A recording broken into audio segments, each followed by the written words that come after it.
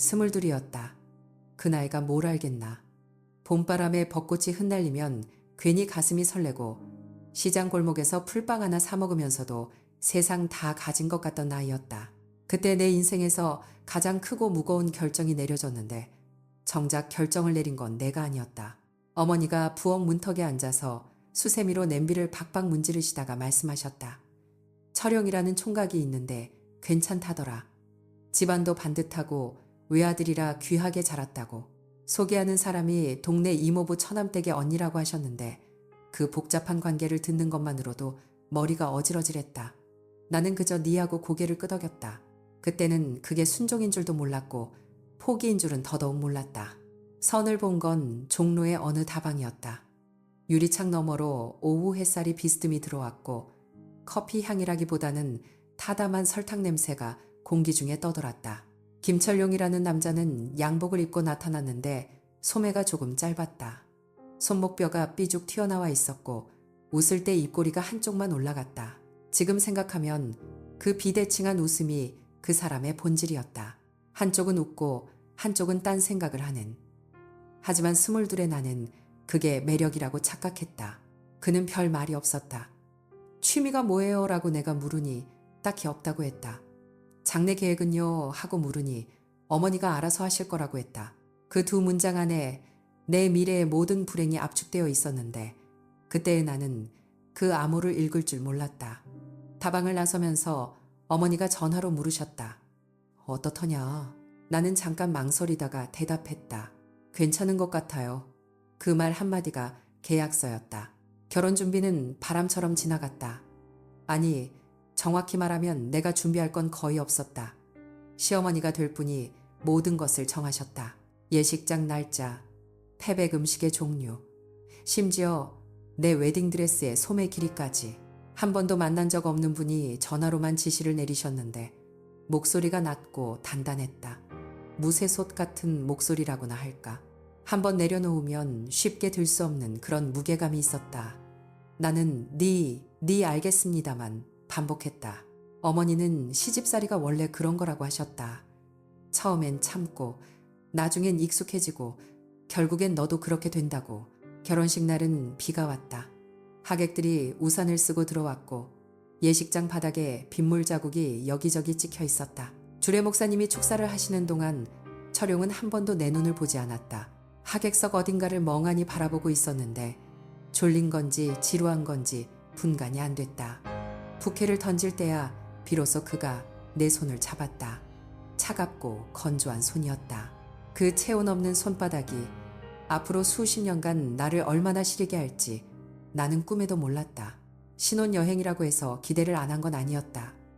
친구 순이는 제주도에 다녀왔다고 자랑했었고 영숙이는 경주 불국사 앞에서 찍은 사진을 보여주며 행복해했다.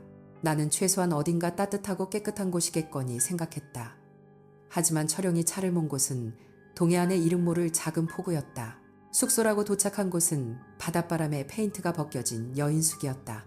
간판 글씨 중 한 글자가 떨어져 나가 있었고 현관문을 열자 곰팡이와 소금기가 뒤섞인 냄새가 코를 찔렀다. 방은 좁았다. 장판이 군데군데 들떠 있었고 이불은 눅눅했다. 창문 너머로 파도 소리가 들렸는데 낭만적이기보다는 쓸쓸했다. 철용은 방에 짐을 내려놓자마자 나간다고 했다. 잠깐 바람 좀 쐬고 온다면서. 나는 눅눅한 이불 위에 혼자 앉아서 파도 소리를 들었다. 1시간이 지나고 2시간이 지났다. 창밖이 완전히 어두워졌을 때 그가 돌아왔는데 소주 냄새가 났다. 어디 갔었어요? 하고 물으니 그가 대답 대신 불을 껐다. 그게 신혼 첫날 밤의 전부였다. 다음 날 아침 일찍 여인숙을 나섰다. 돌아가자라고 그가 말했다. 어머니가 기다리신다고. 나는 바다를 한 번도 제대로 보지 못했다는 말을 삼켰다. 차 안에서 라디오가 흘러나왔고 철용은 운전하면서 한마디도 하지 않았다. 나는 조수석에서 지나가는 풍경을 바라보았다. 논밭 비닐하우스 주유소. 그 평범한 풍경들이 마치 내 앞으로 펼쳐질 인생처럼 단조롭고 끝이 없어 보였다. 시댁에 도착한 것은 오후 3시쯤이었다. 대문 앞에 서는 순간 위장이 뒤틀리는 것 같았다. 2층짜리 양옥집이었는데 마당에 화분이 줄지어 있었고 현관 계단이 반들반들하게 닦여 있었다. 그 반들거림이 곧 나의 몫이 될 줄은 그때는 몰랐다. 문이 열리고 시어머니가 서 계셨다. 전화로만 듣던 그 목소리의 주인은 키가 크고 어깨가 넓은 여자였다. 환갑을 넘긴 나이에도 등이 꼿꼿했고 눈매가 날카로웠다. 웃고 계셨지만 그 웃음이 입술 위에만 머물러 있었다. 눈은 나를 위에서 아래로 훑었다. 마치 시장에서 물을 고르듯 흠집은 없는지 속이 단단한지 따져보는 눈이었다. 왔니하고 한마디 하셨다. 네 어머니하고 내가 허리를 깊이 숙였다. 그분은 고개를 한번 끄덕이시고는 돌아서셨다. 따라 들어오면서 보니 거실 한가운데 좌탁 위에 종이 한 장이 놓여 있었다. 가까이 가서 보니 빼곡한 글씨로 집안 규칙이 적혀 있었다. 기상시간 새벽 5시, 아침 준비는 며느리 목, 외출 시 반드시 보고할 것, 전화는 거실에서만 받을 것. 항목이 12개가 넘었다. 시어머니가 뒤에서 말씀하셨다. 읽어봤으면 됐다. 따로 설명은 안 한다. 모르는 건 몸으로 배우는 거야. 그 말투에는 잔인함보다는 오래된 확신이 담겨 있었다. 본인도 그렇게 배웠으니 당연히 너도 그래야 한다는 대를 이어 전해지는 고통의 유산 같은 것이었다. 철용은 이미 자기 방으로 올라가고 없었다. 나는 거실에 혼자 서서 그 종이를 다시 내려다보았다. 파도 소리가 아직도 귓가에 맴도는 것 같았다. 어젯밤 여인숙의 눅눅한 이불 냄새가 코끝에 남아 있었다. 22회를 살아오면서 단 한 번도 느끼지 못한 감정이 가슴 한가운데서 차갑게 솟아올랐다. 이름을 붙이자면 그건 두려움이었다. 내가 선택하지 않은 삶의 문이 등 뒤에서 닫히는 소리. 그리고 그 문에는 손잡이가 안쪽에 없었다. 새벽 5시, 알람이 울리기도 전에 눈이 떠졌다. 정확히 말하면 잠을 잔 것인지조차 확신이 없었다. 시어머니가 건넨 그 종이 한 장이 밤새 천장에 붙어 있는 것처럼 느껴졌다. 첫 번째 규칙, 며느리는 새벽 5시에 기상하여 아침 준비를 시작할 것. 그 문장이 눈을 감아도 사라지지 않았다. 나는 이불을 걷어차듯 일어나 부엌으로 내려갔다. 부엌은 낯설었다. 냄비가 어디 있는지, 쌀통이 어디 있는지, 심지어 불을 켜는 스위치가 어디 있는지조차 몰랐다. 그런데 이상한 것은 그 넓은 부엌 어딘가에서 이미 사람 기척이 느껴진다는 것이었다. 고개를 돌리니 시어머니가 식탁 의자에 앉아 있었다. 팔짱을 낀 채 벽시계를 한 번 보고 나를 한 번 보았다. 5분 늦었다. 그 한마디가 떨어졌다. 아직 5시 5분이었다. 세상에 5분이 늦은 것이었다. 그날 이후 나는 4시 45분에 일어났다. 그래도 부엌에 내려가면 시어머니는 이미 앉아 계셨다. 한 번도 내가 먼저 도착한 적이 없었다. 그분이 대체 몇 시에 일어나시는 건지, 혹시 아예 주무시지 않는 건지 며칠이 지나도 알 수 없었다. 밥을 짓는 법을 시어머니에게서 배웠다. 아니, 배웠다는 표현은 정확하지 않다. 혼나면서 익혔다. 쌀을 씻는 횟수가 부족하다고, 물량이 한 눈금 많다고, 불 조절이 3초 늦었다고, 매일 아침 지적이 쏟아졌다. 내가 지은 밥을 시어머니는 한 숟가락 뜨고 천천히 씹다가 눈을 감으셨다. 그 침묵의 길이가 평가였다. 3초면 합격, 5초면 불합격이었다. 7초 이상 눈을 감고 계시면 그날 밥은 버려야 했다. 결혼한 지 석 달째 되던 날이었다. 시어머니가 표고버섯을 내 앞에 놓으셨다. 오늘 반찬은 이걸로 해라. 짧은 명령이었다. 나는 표고버섯을 얇게 썰어 볶음을 만들었다. 간장 양념에 참기름을 둘러 향이 괜찮게 올라왔다. 나름 자신이 있었다. 시어머니가 젓가락을 들었다. 한 점 집어 입에 넣고 그 특유의 침묵이 시작되었다. 나는 속으로 초를 세었다. 하나, 둘, 셋. 시어머니가 눈을 떴다. 살짝 기대했다. 그런데 시어머니는 젓가락을 내려놓더니 이렇게 말씀하셨다. 버섯결을 반대로 썰었어. 이건 씹는 맛이 아니라 찢어지는 맛이야. 버섯에 결이 있다는 것을 나는 그날 처음 알았다. 그리고 그보다 더 충격적이었던 것은 그 차이를 한 입에 구별하는 시어머니의 혀였다. 남편 김철용은 그 모든 아침 식탁에서 유령 같은 존재였다. 앉아서 밥을 먹고 신문을 보고 일어나서 나갔다. 아내에게 한마디도 건네지 않았고 어머니에게는 잘 다녀오겠습니다. 한마디만 남겼다. 나와 눈이 마주친 적은 한 달에 2-3번이었을까. 그것도 우연이었다. 식탁에서 간장병을 동시에 집으려다가 손이 닿았을 때 그는 아무 말 없이 손을 거두었다. 그 손끝의 차가움이 아직도 기억난다. 결혼 첫 해가 흘러갔다. 나는 매일 바닥을 닦았다. 걸레를 손으로 짜서 무릎을 꿇고 마루의 끝에서 끝까지 닦았다. 시어머니는 일주일에 한 번 하얀 수건을 마루에 대고 쓱 문질렀다. 수건에 먼지가 묻으면 고개를 저으셨고 깨끗하면 아무 말씀도 없으셨다. 칭찬은 없었다. 무반응이 최선이었다. 나는 그 무반응을 상으로 여기며 살았다. 하루는 마루를 닦다가 무릎이 쓸려 피가 났다. 양말에 빨간 얼룩이 번졌다. 시어머니가 그것을 보셨다. 마루에 피 묻히지 마라 그 한마디였다. 내 무릎이 아니라 마루가 걱정이셨다. 나는 화장실에 들어가 무릎에 밴드를 붙이면서 거울 속 내 얼굴을 보았다. 23이었다. 거울 속 여자는 30이 넘어 보였다. 변화는 아주 작은 것에서 시작되었다. 시어머니에게는 이웃집 아주머니들과 전화하는 습관이 있었다. 거실 전화기 앞에 앉아 1시간씩 통화하셨는데 그 내용의 팔알은 자랑이었다. 우리 며느리는 새벽 5시에 일어나고 우리 며느리는 말대꾸 한 번 안 하고 우리 며느리는 시키면 뭐든 한다고. 그 말을 처음 들었을 때 나는 부엌에서 얼어붙었다. 내가 순종한 모든 아침이 시어머니의 훈장이 되어 남의 귀에 걸리고 있었다. 분노라기보다는 자각이었다. 아, 나는 이 집에서 사람이 아니라 증거인 것이다. 잘 길들인 며느리라는 증거. 그날 저녁 시어머니가 또 전화를 받으셨다. 우리 며느리가 오늘 아침에 하고 운을 떼시는 순간 나는 거실로 걸어나갔다. 일부러 시어머니 눈앞에서 외투를 걸쳤다.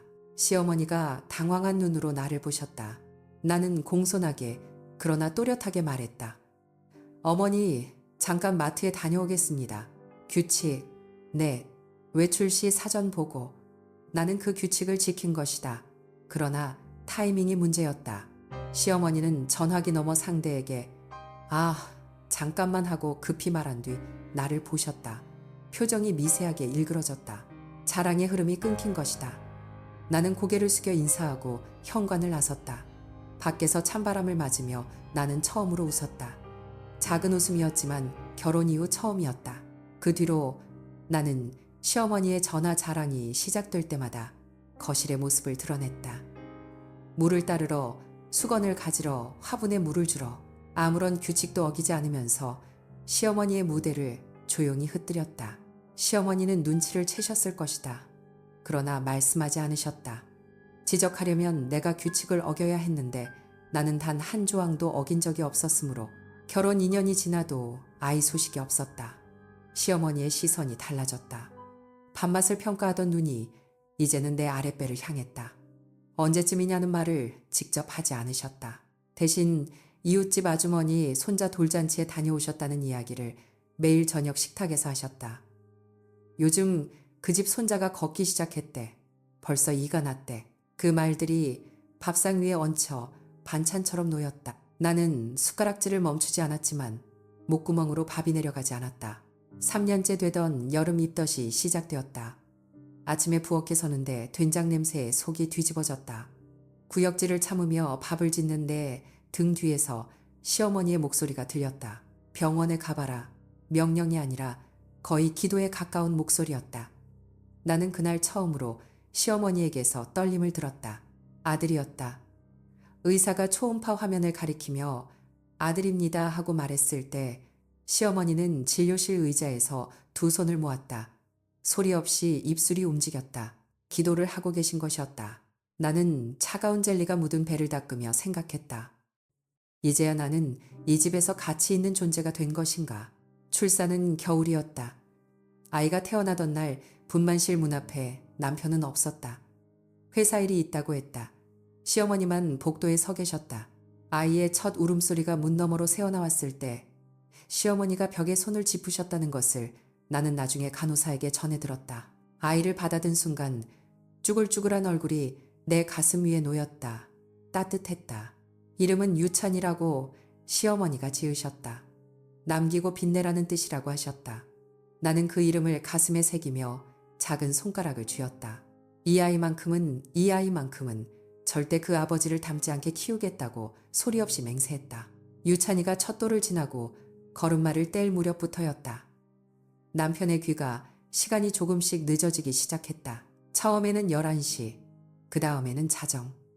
어느 날부터는 새벽 2시, 3시가 되어서야 현관문이 열렸다. 나는 유찬이를 재운 채 어둠 속에서 눈을 뜨곤 했다. 현관에서 구두가 벗겨지는 소리, 양말 발로 마루를 지나가는 소리, 욕실 문이 닫히는 소리. 그 일련의 소리들이 끝나면 남편은 안방이 아니라 건너방으로 들어갔다. 나와 유찬이가 잠든 안방의 문은 단 한 번도 열리지 않았다. 처음 발견한 것은 와이셔츠 깃에 묻은 립스틱 자국이었다. 세탁물을 분류하던 아침 연한 살구색 번짐이 흰 면 위에 선명했다. 숨이 쇠는 듯 했지만 손은 멈추지 않았다. 나는 그 셔츠를 찬물에 담그고 비누를 묻혀 문질렀다. 얼룩은 쉽게 지워졌다.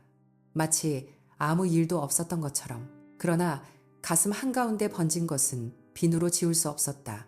두 번째는 주머니에서 나온 라이터였다. 남편은 담배를 피우지 않았다. 빨간 플라스틱 라이터에는 어느 모텔 이름이 금박으로 찍혀 있었다. 글자가 반쯤 벗겨진 것으로 보아 한두 번이 아니었을 것이다. 나는 그 라이터를 세탁기 위에 올려두었다. 남편이 알아차릴지 아니면 모른 척할지 보고 싶었다. 이틀이 지나도 라이터는 그 자리에 있었다. 아무도 치우지 않았고 아무도 묻지 않았다. 그것이 답이었다. 세 번째부터는 셀 수가 없었다.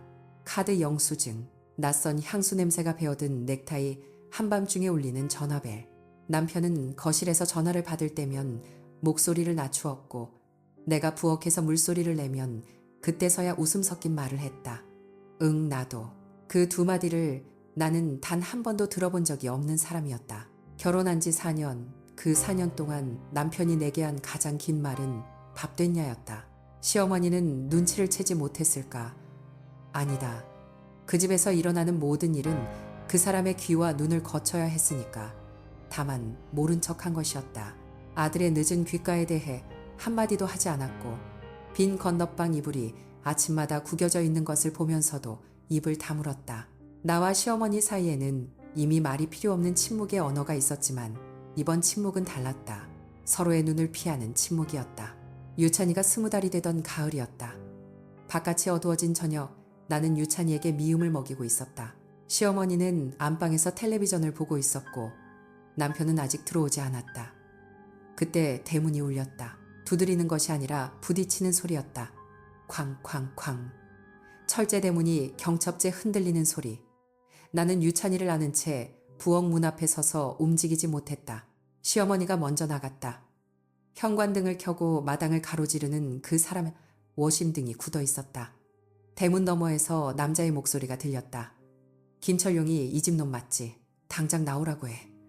목소리가 갈라져 있었다. 분노만이 아니었다. 울음이 섞인 분노였다. 시어머니가 대문을 열자 30대 중반쯤 되어 보이는 남자가 비틀거리며 마당으로 들어왔다. 양복 상의는 한쪽이 찢어져 있었고 넥타이는 풀려 있었다. 손에 무언가를 쥐고 있었다. 종이 뭉치. 가까이 와서야 보였다. 사진이었다. 남자는 사진을 마당 바닥에 뿌렸다. 시멘트 위로 사진들이 흩어졌다. 나는 유찬이의 얼굴을 내 어깨에 묻었다. 보지 않으려 했지만 시선이 제멋대로 향했다.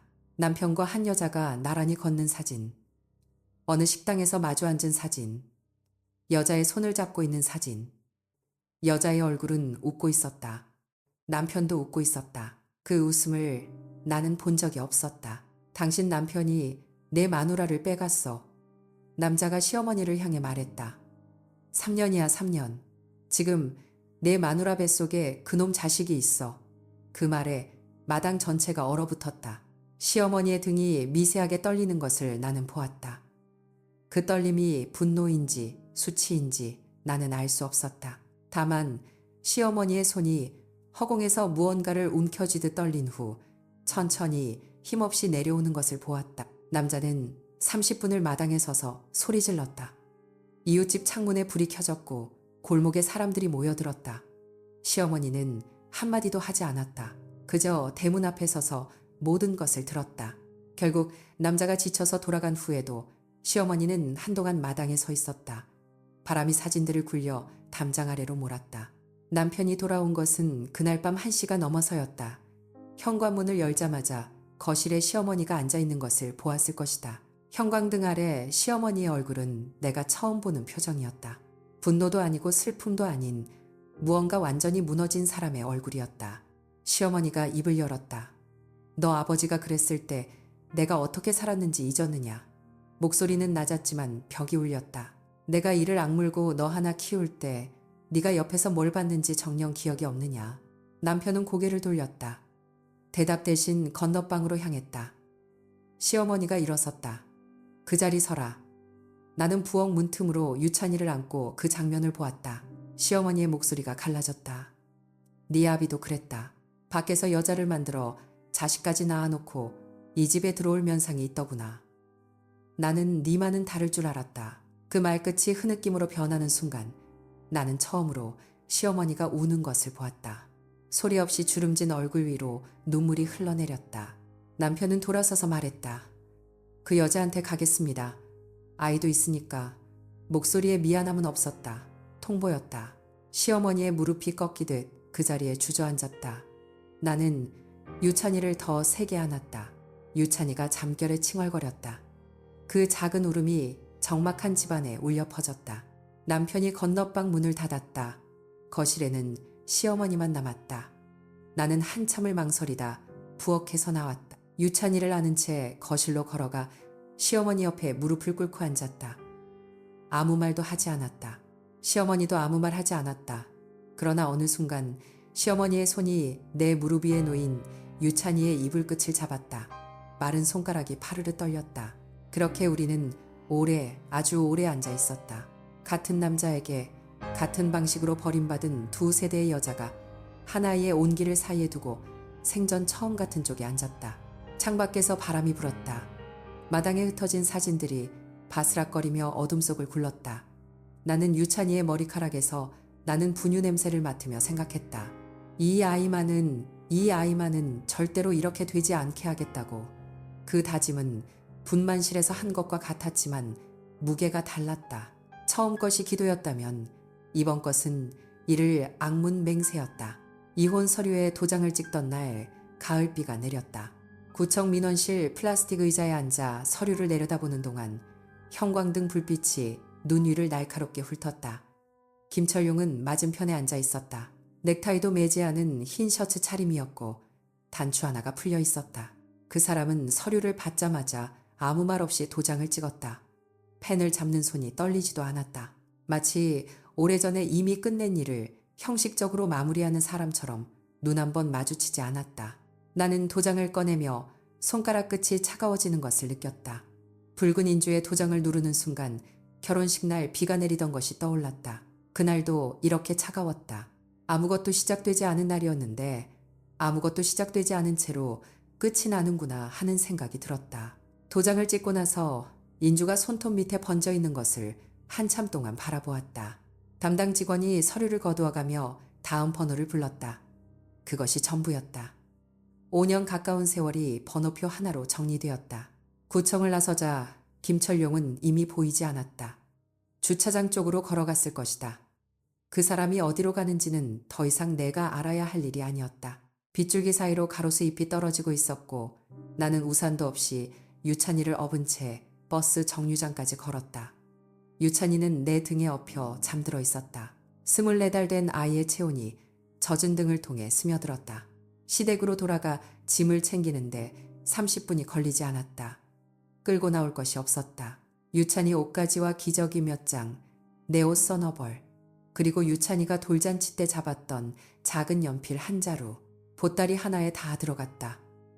현관에서 신발을 신으려는데 마루 쪽에서 발자국 소리가 들렸다. 시어머니였다. 며칠째 방에서 나오지 않던 분이 복도 끝에 서 있었다. 평소에 꼿꼿한 자세가 아니었다. 한쪽 어깨가 기울어져 있었고 머리카락이 빗질 없이 흘러내려 있었다. 그 모습이 낯설었다. 결혼 첫날부터 한 채의 흐트러짐도 허락하지 않던 사람이 가디건 단추도 잘못 채운 채 서 있었다. 잠깐 앉아라. 그 말이 명령이 아니라 부탁이라는 것을 나는 알았다. 시어머니는 부엌 식탁에 앉으며 서랍에서 누런 봉투 하나를 꺼냈다. 봉투 위에 먹으로 쓴 글씨가 있었는데 오래되어 번져 있었다. 시어머니의 손이 봉투를 내미는 동안 떨리고 있었다. 이건 그 사람 아버지 앞으로 되어 있던 건물이다.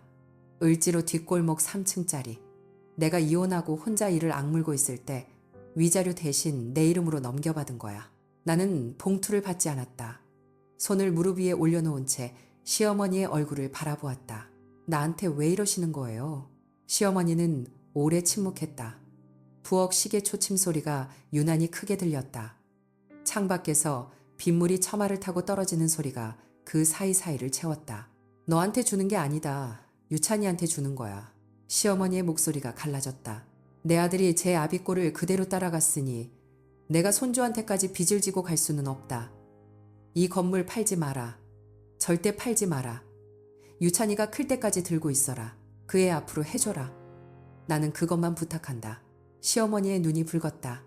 그러나 눈물은 흘리지 않았다. 평생을 울지 않기로 작정한 사람처럼 턱을 꽉 다물고 있었다. 나는 봉투를 받았다. 손가락에 힘이 들어가지 않아 봉투가 미끄러질 뻔했다. 시어머니가 내 손 위로 자신의 손을 포개 눌렀다. 마른 손이었다. 뼈마디가 단단했다. 잘 키워라. 사람 되게 키워라. 나는 고개를 숙였다.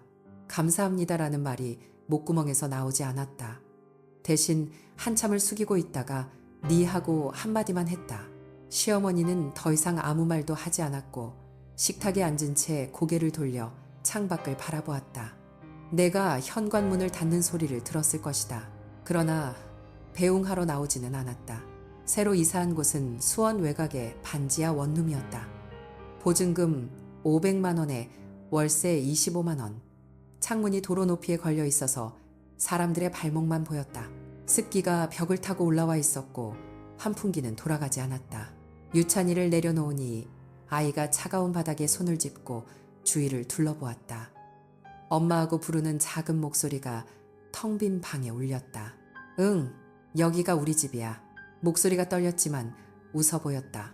다음 날부터 일을 찾아 나섰다.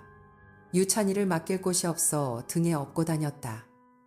김밥집 보조 세탁소, 다림질 새벽, 우유 배달, 새벽 4시에 일어나 우유를 돌리고 오전에 세탁소에서 다리미를 잡고 오후에는 김밥집에서 단무지를 썰었다. 유찬이는 김밥집 구석 카시트에 앉혀두었다. 사장님이 아이를 데려오지 말라고 했을 때 나는 대답 대신 다음날 30분 일찍 출근하여 홀바닥을 닦아놓았다. 그 다음부터는 아무 말도 하지 않았다. 밤이면 유찬이를 씻기고 이불을 덮어주며 오늘 하루도 살아냈다고 되뇌었다. 아이의 얼굴에서 가끔 김철용의 눈매가 보일 때면 가슴이 서늘해졌다. 그러나 곧 고개를 저었다. 이 아이는 다를 것이다. 반드시 다르게 키울 것이다. 사람의 마음을 짓밟는 남자가 아니라 자기 앞에 밥 한 그릇의 무게를 아는 사람으로 키울 것이다. 겨울이 왔다. 반지하 벽에 성에가 꼈다. 전기장판 하나로 유찬이를 감싸고 잠들던 밤, 봉투 속 등기부등본을 꺼내보았다. 을지로 뒷골목 3층 건물. 낡고 오래된 건물이었지만 종이 위에 찍힌 도장은 선명했다. 시어머니가 평생을 이를 악물고 지켜낸 것이 이 종이 한 장이었구나 하는 생각이 들었다. 나는 그 종이를 접어 유찬이 이불 밑에 넣어두었다. 이것은 네 거야. 엄마가 반드시 지켜줄게. 유찬이가 잠꼬대를 하며 뒤척였다. 작은 손이 내 손가락을 잡았다. 그 힘이 놀라울 만큼 단단했다. 나는 그 손을 놓지 않은 채 눈을 감았다. 반지하 창문 너머로 사람들의 발걸음 소리가 희미하게 들렸다. 세상은 여전히 돌아가고 있었고 나는 그 바닥 아래에서 이제 막 다시 시작하는 중이었다. 세월이란 것은 견디는 사람에게만 그 속도를 보여준다. 눈을 감으면 수원 반지하 방결로 맺힌 창문 너머로 새벽 우유 배달 가방을 매던 기억이 어제 같은데 눈을 뜨면 어느새 유찬이 24살이 되어 있었다. 그 사이 22년이라는 시간이 흘렀다. 나는 김밥집 보조에서 식당 주방 보조로, 주방 보조에서 구내식당 조리원으로, 조리원에서 학교 급식실 정규 조리사로 올라갔다. 한 계단을 오르는데 3, 4년씩 걸렸고 그 모든 계단에 유찬이 있었다. 유찬이 요리를 시작한 건 중학교 2학년 때였다. 내가 야근하는 날이면 아이가 혼자 밥을 해 먹어야 했는데 어느 날 퇴근하고 돌아오니 식탁 위에 계란말이가 놓여 있었다. 모양은 찌그러졌지만 간이 정확했다. 그날 나는 아이 앞에서 울었다. 유찬이 말했다. 엄마 왜 울어요? 맛이 없어요. 나는 고개를 저으며 대답했다. 아니, 너무 맛있어서 그래. 그 뒤로 유찬은 요리에 빠졌다. 고등학교 졸업 후 조리학과에 진학했고 졸업과 동시에 서울 압구정의 프렌치 레스토랑에 취직했다. 처음 2년은 채소만 다듬었다고 했다. 양파 50kg을 매일 까면서 손가락 끝지문이 닳았다고 했다. 그래도 한 번도 힘들다는 말을 하지 않았다. 그 아이는 태어날 때부터 불평이라는 걸 모르는 아이였다. 아니, 정확히 말하면 불평할 자리에 이를 악무는 법을 너무 일찍 배운 아이였다. 23이 되던 해 유찬은 한 여자를 데려왔다. 이름은 서윤이라 했고 같은 레스토랑 홀에서 일하는 아이였다. 단발머리에 눈이 동그란 아이. 유찬이 그 아이를 바라보는 눈을 보는 순간 나는 알았다. 이 아이가 진심이구나. 내가 평생 남편에게서 단 한 번도 본 적 없는 눈빛이 내 아들의 얼굴에 있었다. 서윤이도 유찬을 좋아하는 것 같았다. 둘이 나란히 앉아 있을 때면 그 좁은 수원 원룸이 따뜻해지는 것 같았고 서윤이는 올 때마다 엄마 엄마 하며 나를 불렀다. 1년쯤 만났을까? 유찬이 조심스럽게 말했다. 엄마 서윤이네. 부모님을 만나봐야 할 것 같아요. 나는 고개를 끄덕이면서도 가슴 한구석이 서늘했다. 이유는 몰랐다. 아니, 사실은 알고 있었다. 세상이라는 것이 사랑만으로 되지 않는다는 것을 나는 내 결혼으로 이미 배웠으니까. 상견례 장소는 청담동의 한정식집이었다. 서윤이 어머니가 정한 곳이었다. 나는 사흘 전부터 옷을 골랐다. 옷장에는 변변한 것이 없었다. 결국 급식실 동료가 빌려준 남색 재킷을 입었고 유찬이 사준 브로치를 가슴에 달았다. 거울 앞에 섰을 때 나는 스스로에게 말했다. 괜찮다. 너는 부끄러울 것이 없다. 한정식집 2층 개인실 문을 열었을 때 서윤이 어머니는 이미 와 있었다.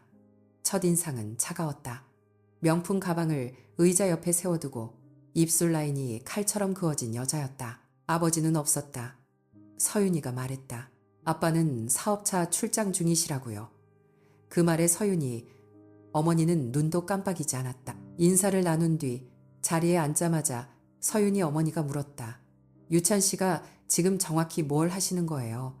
유찬이 대답했다. 레스토랑에서 수셰프로 일하고 있습니다.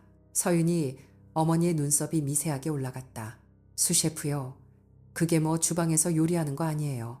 유찬이 잠깐 멈칫했지만 이내 고개를 끄덕이며 말했다. 내 요리를 합니다. 그 순간 서윤이 어머니의 입꼬리가 한쪽으로 비틀렸다. 요리사. 우리 서윤이가 요리사를 데려왔구나. 그 말투에 경멸이 배어 있었다. 식탁 위로 찬 공기가 내려앉았고 서윤이의 얼굴이 빠르게 굳었다. 나는 젓가락을 내려놓으며 입을 열려 했지만 서윤이 어머니가 더 빨랐다. 부모님이 뭘 하시는지 여쭤봐도 될까요? 내가 대답했다. 저는 학교 급식실에서 조리사로 일하고 있습니다. 순간 서윤이 어머니의 시선이 내 재킷 소매 끝으로 향했다. 빌린 옷이라 소매가 조금 길었다. 그 눈빛을 나는 평생 잊지 못한다. 그것은 사람을 보는 눈이 아니었다. 물건의 가치를 가늠하는 눈이었다. 서윤이 어머니가 물잔을 들어 한 모금 마신 뒤 말했다. 솔직히 말씀드릴게요. 저희 서윤이는 어려서부터 부족한 것 없이 키웠어요. 대학도 보냈고 유학도 보낼 계획이었어요. 그런데 주방에서 만난 남자한테 시집을 보내라고요. 그것도 급식실 아주머니 집안으로 죄송하지만 저는 못합니다. 유찬이 의자 팔걸이를 움켜쥐는 게 보였다. 손등에 핏줄이 섰다. 나는 그 손을 보았다. 양파 50kg를 까며 다른 손가락. 뜨거운 팬을 잡다가 생긴 화상 자국. 새벽 4시에 시장에서 생선을 손질하며 갈라진 손등. 그 손이 부끄럽다고 나는 그 순간 온몸의 피가 역류하는 것을 느꼈다. 자리에서 천천히 일어섰다. 목소리는 떨리지 않았다. 말씀 잘 들었습니다. 한 가지만 여쭙겠습니다. 어머님은 사람의 가치를 직업으로 재십니까? 아니면 수입으로 재십니까? 서윤이 어머니의 눈이 커졌다. 나는 멈추지 않았다. 제 아들은 새벽 4시에 일어나서 밤 11시까지 칼을 잡습니다. 24해 동안 단 한 번도 거짓말을 한 적이 없고 남의 것을 탐한 적이 없고 자기 앞에 놓인 일에서 도망친 적이 없습니다. 저는 그렇게 키웠습니다. 급식실에서 일하면서 새벽에 우유를 배달하면서 이 아이 하나사람 만들겠다고 20년을 살았습니다. 그러니 직업이 천하다는 말씀은 제 아들한테 하지 마시고 저한테 하십시오. 제가 다 듣겠습니다. 방 안이 조용해졌다. 서윤이가 울고 있었고 유찬이 고개를 숙이고 있었다. 서윤이 어머니는 가방을 집어들며 일어섰다. 더 이상 할 말이 없을 것 같네요. 라고 말하고 문을 나갔다. 서윤이가 뒤따라 나가며 유찬에게 미안하다는 말을 남겼다. 유찬은 끝내 고개를 들지 못했다. 돌아오는 지하철 안에서 유찬이 입을 열었다. 엄마, 미안해요. 내가 더 잘났으면 이런 일 없었을 텐데. 나는 아들의 어깨를 잡고 말했다. 너는 지금 이대로도 충분하다. 다만 더 높이 가거라. 네 실력으로, 네 이름으로. 그 뒤 유찬은 미친 듯이 일했다. 1년 뒤 셰프로 승진했고 이태리 연수를 다녀왔고 30이 되던 해에 자기 이름을 건 레스토랑을 내겠다고 했다. 나는 그때 처음으로 을지로 건물 등기부 등본을 꺼냈다. 유찬의 눈이 동그래졌다. 엄마, 이게 뭐야? 나는 대답했다. 네 할머니가 네가 2살 때 준 거다. 사람 되게 키우라면서. 등기 이전을 마치고 유찬이 그 을지로 3층 건물 1층에 레스토랑을 열었을 때 나는 개업식 한 구석에 서서 아들이 하얀 조리복을 입고 주방에 들어가는 뒷모습을 바라보았다. 등이 넓었다. 아비를 닮지 않은 그 등이 주방 불빛 아래서 빛났다. 나는 주머니 속에서 낡은 연필 한 자루를 만졌다. 돌잔치 때 유찬이 잡은 그 작은 연필, 20년 넘게 가지고 다닌 것이었다. 손끝에서 나무의 결이 느껴졌고 그제야 나는 울었다. 유찬의 레스토랑이 을지로에 문을 연 지 3년이 지났다. 예약은 2달 전부터 잡아야 했고 음식 잡지에서는 30세 젊은 셰프의 이름을 빠짐없이 올렸다. 그러나 매일 아침 6시 아직 간판불이 꺼진 식당 안에서 걸레를 짜는 사람은 늘 같았다. 화자는 젖은 행주를 들고 창틀을 닦으며 새벽빛이 유리잔에 부서지는 모양을 들여다보았다. 학교 급식실 근무는 오전 8시에 시작이니 2시간이면 충분했다. 테이블 모서리에 낀 기름기를 손톱으로 긁어내고 의자 다리 밑에 쌓인 먼지를 쓸어 모으는 일. 아무도 시키지 않았다. 다만 이 바닥 위에 아들의 하루가 서는 것이니 그 땅을 닦는 일쯤은 어머니의 특권이라 생각했다. 그날도 평소와 같았다. 홀 바닥에 물을 뿌리고 대걸레를 밀다가 뒷문에서 유찬이 고개를 내밀었다. 엄마, 오늘은 좀 일찍 들어가. 점심에 단체 예약이 있어서 내가 정리할게. 화자는 아직 화장실 거울이 남았다며 손을 저었고 유찬은 더 이상 말리지 않았다. 그 아이는 알고 있었다. 어머니에게 이 시간은 단순한 청소가 아니라 하루를 여는 기도 같은 것이라는 걸. 오전 11시 반, 런치 서비스가 시작되기 직전이었다. 화자는 마지막으로 입구 쪽 유리창을 닫고 있었다. 앞치마에 물기가 얼룩져 있었고 고무장갑을 낀 손은 불그레했다. 그때 문이 열렸다. 예약 시간보다 이른 손님 둘이 들어섰다. 뒤따르는 향수 냄새가 식당 안 공기를 짓눌렀다. 화자는 반사적으로 고개를 숙이며 옆으로 비켜섰다. 어서 오십시오. 예약하셨습니까? 홀 매니저가 아직 도착하지 않은 시간이라 그 인사를 화자가 대신했다. 앞에 선 여자가 선글라스를 벗었다. 이어서 뒤에 선 중년 여자가 코트깃을 여미며 식당 안을 둘러보았다. 화자의 심장이 한 박자 느리게 뛰었다. 서윤이었다. 그리고 서윤의 어머니. 7년 전 상견례 자리에서 급식실 아줌마한테 아들을 맡기겠냐며 냅킨을 던지듯 자리를 뜬 바로 그 여자. 서윤의 어머니는 창가 테이블에 앉으며 혀를 찼다. 인테리어는 그럴듯한데 을지로에 프렌치 레스토랑이라니 좀 웃기지 않니? 서윤은 엄마 목소리가 크다며 작게 나무랐지만 어머니는 개의치 않았다. 여기 사장이 누군지 알아? 내가 아는 사람한테 들었는데 그 집 아들이래. 서윤의 손이 멈추었다. 그 집이 어딘지 묻지 않아도 알 것 같다는 표정이었다. 화자는 구석에서 걸레를 정리하며 등을 돌리고 있었다. 손이 떨렸다. 서윤의 어머니가 물 한 잔을 들며 말했다. 저기 청소하시는 분, 물 좀 더 갖다 주세요. 화자는 잠시 멈추었다가 조용히 물병을 들고 다가갔다. 고개를 숙인 채 잔에 물을 따랐다. 서윤의 어머니는 화자의 얼굴을 한 번도 올려다보지 않았다. 여기 직원 교육은 좀 시켜야겠네. 인사도 제대로 못하고. 서윤이 다시 엄마하고 불렀지만 어머니는 메뉴판을 펼치며 이 가격이면 청담동까지 뭘 여기까지 오냐고 투덜거렸다. 화자는 테이블에서 물러나 주방 쪽 복도에 섰다. 가슴팍 안쪽이 뜨거웠다. 분노가 아니었다. 7년이라는 시간이 쌓아올린 담 위에서 내려다보는 감정은 오히려 고요에 가까웠다. 저 여자는 아직도 세상을 값으로 재는구나. 그리고 나는 그 값을 매길 수 없는 것들을 지키며 여기까지 왔구나. 주방 문이 열리고 유찬이 나왔다. 하얀 셰프 코트 위에 이름이 수놓아져 있었다. 김유찬, 오너 셰프. 그는 홀을 가로질러 창가 테이블 앞에 섰다. 안녕하세요. 오늘 메뉴 설명드리겠습니다. 서윤이 먼저 고개를 들었고 눈이 마주친 순간 숨을 삼켰다. 유찬 씨. 유찬은 담담하게 고개를 숙였다. 오랜만입니다, 서윤 씨. 서윤의 어머니가 메뉴판 너머로 유찬을 올려다보았다. 얼굴에 기억이 스며드는 속도가 느렸고 그래서 더 잔인했다. 유찬은 미소를 거두지 않은 채 말했다. 이 건물은 제 소유입니다. 1층 레스토랑도 제가 운영하고 있고 2층과 3층은 임대 중입니다. 그리고 아까 물 따라 드린 분 저희 어머니십니다. 서윤의 어머니 얼굴에서 혈색이 빠졌다. 화자는 복도 끝에 서서 그 장면을 보았다. 유찬의 등이 넓고 곧았다. 식사가 끝난 뒤 계산대 앞에서 작은 소동이 벌어졌다. 서윤의 어머니가 내민 카드가 2번 연속 승인, 거절되었다. 직원이 조심스럽게 다른 결제 수단이 있으시냐고 물었고 서윤이 급히 자기 카드를 꺼내 결제했다. 서윤의 어머니는 한마디도 하지 못한 채 문을 나섰다. 서윤이 잠시 뒤를 돌아보았다. 유찬은 주방 안에서 다음 접시를 올리고 있었고 화자는 다시 걸레를 들고 있었다. 서윤은 입구에서 작게 인사를 하고 사라졌다. 화자는 고개를 끄덕였다. 그것으로 충분했다. 그 주 토요일 화자는 수원 외곽의 한 요양원을 찾았다. 오래전 시어머니가 이곳에 입소해 있다는 소식을 알게 된 것은 우연이었다. 이전 동네에 아는 분이 전해준 말 한마디. 방 안에는 소독약 냄새가 배어 있었고 창밖으로 은행나무 잎이 누렇게 떨어지고 있었다. 침대 위에 누운 시어머니는 놀랍도록 작아져 있었다.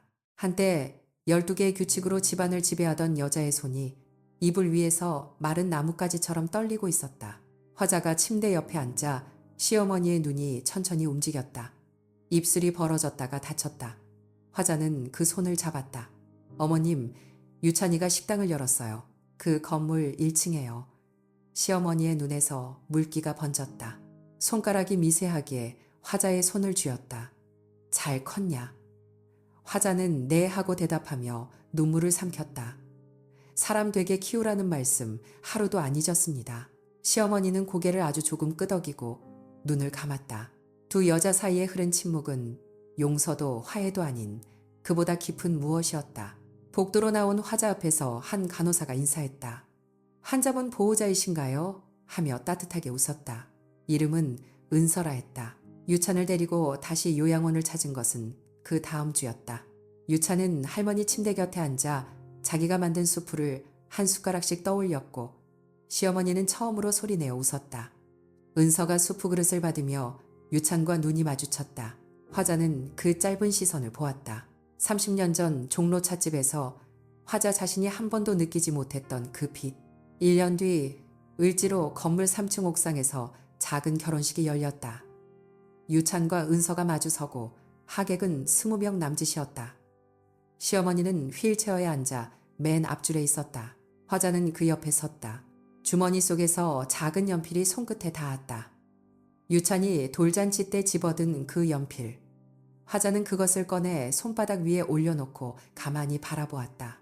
연필은 아이의 손 크기만큼 짧았고 세월만큼 닳아 있었다. 그러나 그 연필이 그려낸 선은 여기까지 닿았다. 아들의 웃음소리가 옥상 위로 번지고 은행나무 아래에서 시어머니가 눈을 감은 채 고개를 끄덕이는 오후. 화자는 연필을 다시 주머니에 넣었다. 아직 이야기가 끝난 것은 아니었다. 그러나 처음으로 끝이 두렵지 않았다.